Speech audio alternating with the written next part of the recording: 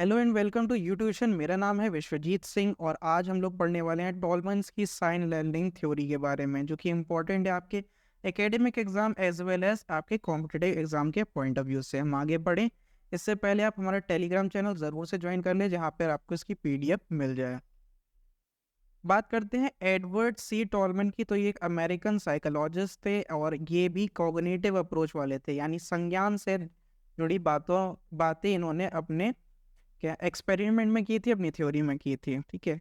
Work for the purposive behaviour, इन्होंने purposive behaviour के ऊपर काम किया था। और क्या टॉक्स अबाउट एसेस मैकेनिज्म, यानी एक स्टिमुलस कैसे दूसरे स्टिमुलस से कंबाइन किया जाता है या फिर प्रभावित होता है, इससे ये बात करते हैं। इनकी थ्योरी के कुछ अलग अलग नाम हैं, जैसे कि latent learning theory, sign gestalt theory, expectancy theory. ये थ्योरीज के नाम कंपटीशन में तो बहुत आते हैं। ठीक है, तो आप ज़रूर से इन्हें ध्यान से देखिएगा या नोट कर लीजिएगा अपने, जहाँ पे भी आप नोट्स तैयार कर रहे हो। कंसेप्ट क्या था इनकी थ्योरी का? This theory talks into consideration that learning is based upon some signs or clues leading to the goals. The organism learn not the movement patterns but the significant relation। ठीक है, अब समझते हैं इसके बारे में। इन्होंने क्या कहा था कि जो लर्निंग होती है वो पैटर्न पे बेस नहीं होती है, या फिर वो किसी चीज़ को फॉलो नहीं करती है। वो कुछ ना कुछ सीखता है, उसे कुछ क्लूज मिलता है। जो भी इंडिविजुअल अगर कुछ सीख रहा होता है, प्रोसेस में होता है, ठीक है, उसे क्लूज मिलते हैं तो वो उसी डायरेक्शन में आगे बढ़ता चला जाता है। ठीक है, यानी कि कहीं ना कहीं जो क्लूज होते हैं, यानी कि रीइंफोर्समेंट की इन्होंने बात करी थी, वो अगर मिलते जाएं तो हमारी लर्निंग क्या होती है, गोल के तरफ क्या होती है, बढ़ती चली जाती है। ठीक है, उसकी इंटेंसिटी चली जाती है और काम करने के लिए हम प्रेरित होते हैं, गोल ओरिएंटेड होती है बेसिकली। अब देख लेते हैं, इन्होंने जो एक्सपेरिमेंट किया था वो रेट्स पे किया था, रेट्स एंड मेज। ठीक है, मेज पजल जैसा कि आप सभी जानते हैं, हमने बचपन में जरूर से सॉल्व करी होगी, न्यूज़पेपर या फिर संडे मैगजीन्स में अक्सर देखने को मिल जाती थी। इन्होंने क्या कहा, मेज या कि भूल भुलैया जैसे हम हिंदी में कहते हैं, स्टार्टिंग पॉइंट पे क्या चूहों को छोड़ दिया। ठीक है, और क्या करा, जो एंडिंग पॉइंट था वहां पे रखा फूड। अब चूहा क्या करता था, यहाँ स्टार्टिंग पॉइंट से स्टार्ट करता था, अलग अलग रास्ते से होते हुए अपने क्या नाम है फूड तक पहुंच जाता था। कहीं ना कहीं उसके 40 अटेम्प्ट होते थे, या फिर वो रॉन्ग क्या नाम है टर्न ले लेता था। उसके बाद से धीरे धीरे वो चीज़ें लर्न करता चला गया। ठीक है, पढ़ लेते हैं स्टेटमेंट में क्या है। Rat has learn the process of turning at the right direction due direction which lead to food. ठीक है, जो चूहा था उसकी लर्निंग, यानी रेड की लर्निंग हो गई थी कि किस जगह पे कौन से टर्न पे लेफ्ट मुड़ना है कि राइट मुड़ना है, और वो क्या नाम है अपने फूड तक पहुंच जाने लगे। ठीक है, एक बार अटेम्प्ट गलत हुए, दो बार अटेम्प्ट गलत हुए, इन्होंने मल्टीपल टाइम्स की चीज़ से रिपीट करी। सेकेंड स्टेटमेंट क्या है, rat has develop a cognitive map of maze where the place of the reward was located. इनका कहना था कि चूहे ने अपने ही दिमाग में मेज का एक मैप डेवलप कर लिया।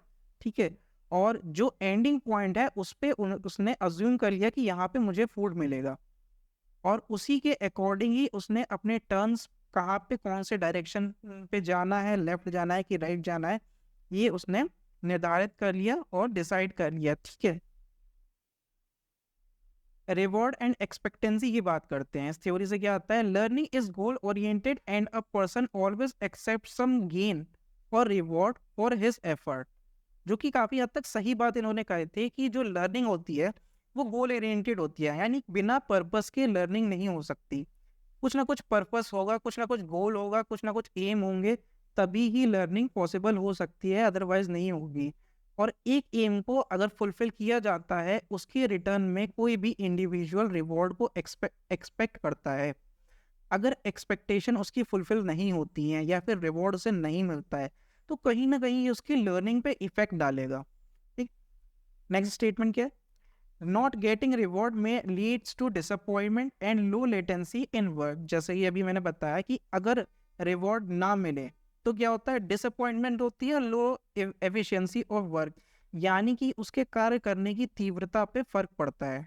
ठीक है, कहीं ना कहीं उसके मोरालिटी पे इफेक्ट पड़ता है, और वो उतना ही ज़्यादा इफेक्टिवली वर्क नहीं करेगा एज कम्पेयर टू जिस पर्सन को रिवॉर्ड मिलेगा। अगर रिवॉर्ड मिलता है उसके छोटे से वर्क के लिए या फिर एक एम कंप्लीट होने पे, एक ऑब्जेक्टिव फुलफिल होने पे, तो अपनी गोल्स की तरफ और ज़्यादा ही क्या होगा, प्रोत्साहित होगा। अगर इसके जस्ट अपोजिट अगर नहीं मिलता है तो वो नहीं होगा, ठीक है।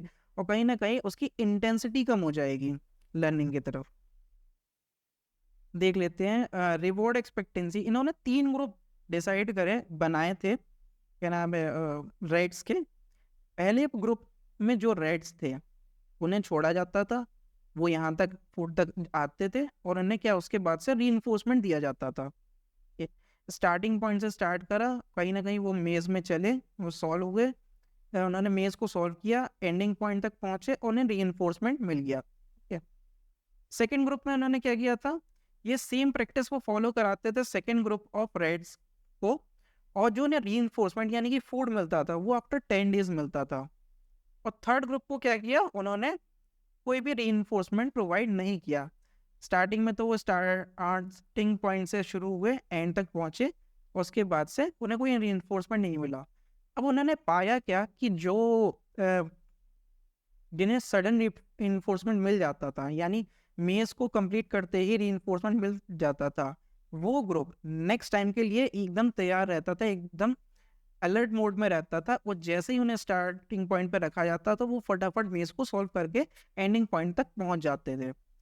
जो सेकंड ग्रुप था जिन्होंने उन्हें रीइंफोर्समेंट 10th डे पे दिया, उस ग्रुप का ये था कि स्टार्टिंग में तो वो काफ़ी एक्टिव रहे, लेकिन धीरे धीरे उनकी एक्टिवनेस कम होने लगी, ठीक है। वो मेज़ में इधर उधर ही टहलते रहते थे और जैसे तैसे करके मतलब एंडिंग पॉइंट तक पहुंचते थे। 10th डे पर जब उन्हें रीइंफोर्समेंट मिला, तब जो 11th या 12th डे था उस पे फिर इसी ग्रुप की, सेकेंड वाले ग्रुप की इंटेंसिटी क्या हुई, अचानक से बढ़ गई, यानी कि इंटेंसिटी ग्रोथ कर्व उसमें दिखाई दिया। जो स्टार्टिंग पॉइंट से लेके एंडिंग पॉइंट तक जाने के लिए जो रास्ता उन्होंने ढूंढा या फिर जो भी एक्टिविटी करी विद इन अ मेज, उसकी इंटेंसिटी बढ़ गई। और थर्ड ग्रुप के साथ में क्या हुआ, जिसे कोई भी रिइंफोर्समेंट नहीं प्रोवाइड कराया गया, स्टार्टिंग में तो वो इजीली सॉल्व कर लेते, बट धीरे धीरे क्या हुआ, उनकी इंटेंसिटी बिल्कुल ही लो हो गई और उन्होंने ये ज़रूरी नहीं समझा कि स्टार्टिंग से लेकर के एंडिंग पॉइंट तक सॉल्व करा जाए इसको, ठीक है। और बीच में ही उन्होंने क्या ये छोड़ दिया, क्या ना, एंड पॉइंट तक जाने का डिसीजन छोड़ दिया और इधर इधर रोम करने लगे विद इन अ मेज। तो ये थी इनके एक्सपेरिमेंट। कुछ इनके मेन फीचर्स, या जैसे साइलेंट फीचर्स के नाम से भी कभी कभार आ जाता है कि साइलेंट फीचर्स क्या हैं टॉलमेंस लर्निंग थ्योरी के। तो क्या है देख लेते हैं। Molar theory, this theory is molar in nature. According to this theory, group behaviour is made up of individual behaviour, yet in defining behaviour group should be emphasise not individual, ठीक है। यानी कि ग्रुप लर्निंग की बात करते हैं, cooperative learning की बात करते हैं, कोलैबोरेटिव लर्निंग की बात करते हैं, कि कहीं ना कहीं एक जो अगर ग्रुप का माइंडसेट होता है वो इंडिविजुअल सभी के माइंड पे इफेक्ट करता है, और जो गोल गोल पूरे ग्रुप का होता है वही कहीं ना कहीं पूरे एक इंडिविजुअल हर एक पर्सन का गोल बन जाता है। यानी कि इंडिविजुअल एफर्ट जो भी होते हैं सबके एक ग्रुप में, वो किस तरफ पूरे ग्रुप को ढकेलते हैं, बेसिकली टीम वर्क समझ लीजिए, किसी भी टास्क या एक्टिविटी को कंप्लीट करने के लिए। नेक्स्ट देख लेते हैं क्या है, goal directed behaviour. Every behaviour have some aims and the form of it is established by the means of reaching the goal and passing the obstacles. The goal behaviour is group directed. यानी कि क्या होता है इसमें, क्या बात करिए, goals directed behaviour के बारे में बात करेगी, यानी कि लक्ष्य निर्देशित व्यवहार के बारे में, ठीक है। हम छोटे छोटे क्या होते हैं ऑब्जेक्ट्स को फुलफिल करते हुए चले जाते हैं, उन ऑब्जेक्ट से ऑब्जेक्टिव्स के बीच में क्या आते हैं, ऑब्स्टिकल्स आते हैं कुछ, ठीक है।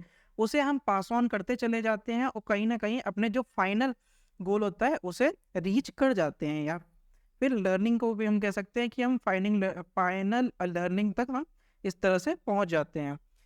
नेक्स्ट क्या आता है, changing behaviour. Group behaviour of an individual is not stable and fix, it keeps on changing. ये क्या होता है कि ग्रुप बिहेवियर जो भी होता है वो क्या होता है, चेंज होता रहता है, यानी एक पर्टिकुलर थॉट पे नहीं होता है। जाहिर सी बात है एक ग्रुप में क्या होता है, बहुत सारे इंडिविजुअल लोग होते हैं, इंडिविजुअल्स थिंकिंग होती है, ठीक है। तो कहीं ना कहीं पर्सपेक्टिव चेंज होता रहता है, ठीक है। याद रहे, जो मोटिव होता है, जो आइडिया होता है या फिर जो गोल होता है ग्रुप का, वो सेम रहता है, बस पर्सपेक्टिव थिंकिंग ये सब चीज़ें चेंज होती रहती हैं। ये सब क्या होती हैं, फ्लेक्सिबल होती हैं। इनके कुछ लॉस थे, जैसे कि पहला लॉ ऑफ कैपेसिटी। ये लॉस किस पे, इनके थ्योरी से ही एक्सट्रैक्ट आउटेड है, ठीक है। तो द लॉ ऑफ कैपेसिटी क्या कहता है, this relates to traits, characters, and aptitude of learner which determine types of tasks and situation which can be mastered successfully। यानी कि ये लॉ ऑफ कैपेसिटी किसके बारे में बात करती है, ट्रेड्स, कैरेक्टर्स एंड एप्टीट्यूड के बारे में, किसकी, लर्नर की। विच determines type of task and situations, ठीक है। और यही चीज़ें क्या करती हैं, निर्धारित करती हैं कि किस तरह से वो किसी भी टास्क को कंप्लीट करेगा, या कितना वो हद तक केपेबल है उस चीज़ को करने में, उस वर्क को करने में, या किस हद तक की एफिशिएंसी हमें देखने को मिलेगी, ठीक। नेक्स्ट क्या है, law of stimulus. Stimulus, it deals with the condition inherent in the material itself such as belongingness of its part and how successfully it leads to insignificant solution। Stimulus के बारे में हम पहले भी कई बार पढ़ चुके हैं, यानी कि वो चीज़ जो आपको उत्तेजित करती हैं और ज़्यादा करने को, ठीक है। हमने क्या किया, गोल सेट किया, ठीक। और उसके गोल के बीच में बहुत सारे छोटे छोटे ऑब्जेक्टिव्स हैं जिनको फुलफिल करके ही उस गोल तक रीच किया जा सकता है, ठीक है।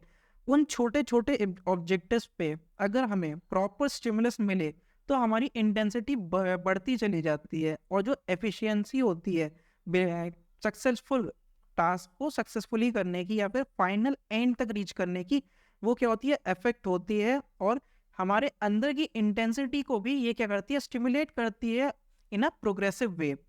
नेक्स्ट क्या है, law of manner. It is concerned with the manner of presentation of material such as frequency of presentation, distribution of practice and use of rewards, ठीक है। लॉ ऑफ मैनर किसके बारे में बात करता है, डिस्ट्रीब्यूशन ऑफ रिवॉर्ड्स के बारे में एंड प्रैक्टिसेस के बारे में, ठीक है।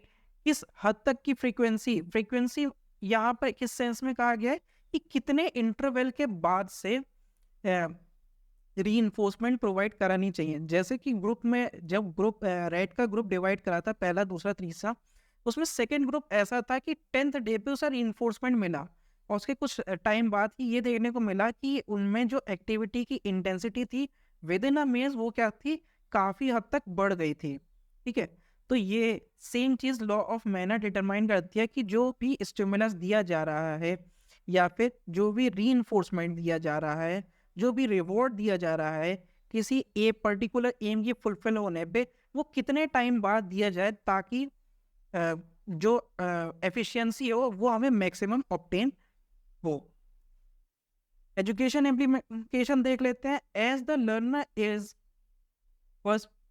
Learner is purposive, so what is taught to the child must be purposive and goal oriented.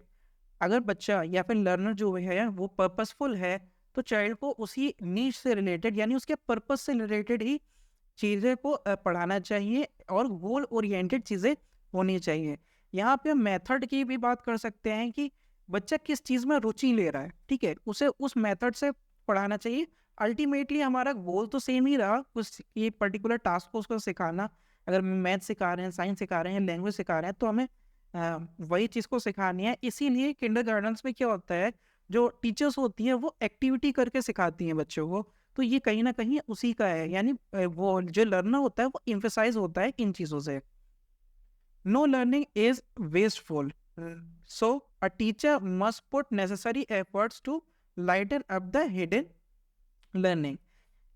इसे लेटेंट लर्निंग भी कहा जाता है। लेटेंट मतलब जो इनकी थ्योरी है, इसे टॉलमन्स लर्निंग थ्योरी, इसे लेटेंट लर्निंग भी कहा जाता है, जिसका मतलब होती है छुपी हुई, ठीक है। लेटेंट का मतलब ही होता है छुपी हुई, ठीक है।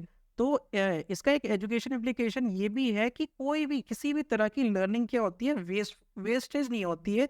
यानी कहीं ना कहीं जो लर्निंग होती है, बच्चे ने कुछ ना कुछ देखा होता है, कुछ सीखा होता है, वो कहीं ना कहीं काम आता ही है।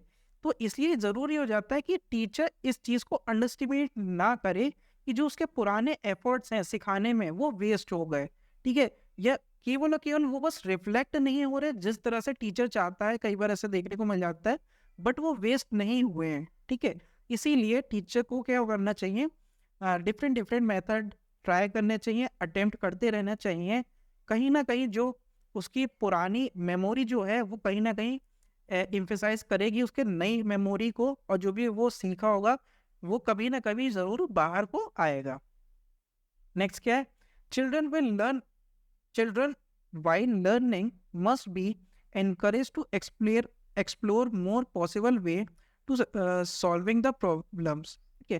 ये बहुत ज़रूरी हो जाता है क्लासरूम में कि अगर कोई चाइल्ड है वो पर्टिकुलर चीज़ में अच्छा कर रहा है, ठीक है, तो उसे री किया कि बहुत अच्छे, वेरी गुड, ठीक है, और उसे क्या नाम है, इनकरेज करना चाहिए कि और ज़्यादा पॉसिबल वे या फिर इनोवेटिंग तरीके से भी वो चीज़ों को समझे। जनरली मैथ्स में हम देखते हैं कि किसी भी क्वेश्चन को करने के बहुत सारे तरीके होते हैं। तो अगर कोई बच्चा किसी दूसरे मेथड से करके लाता है तो टीचर को उस पर क्या ऑब्जेक्शन नहीं करना चाहिए, बल्कि इनकरेज करना चाहिए कि वेरी इस पे भी क्या उसे रीइंफोर्स करना चाहिए। या फिर एक कोई पर्टिकुलर मेथड से कोई भी चीज़ पढ़ाई जा रही है, तो अगर बच्चा उस चीज़ को सीख रहा है, उसी को उसी तरीके से रिफ्लेक्ट कर रहा है, तो इसे इस तरह से एम्फेसाइज करना चाहिए कि ये जो तरीका है वो हमने आपको बताया, अब आप इसे अपने और ज़्यादा तरीके से कैसे कर सकते हैं उस पर भी ध्यान दीजिए या फिर कोशिश करिए, ठीक है।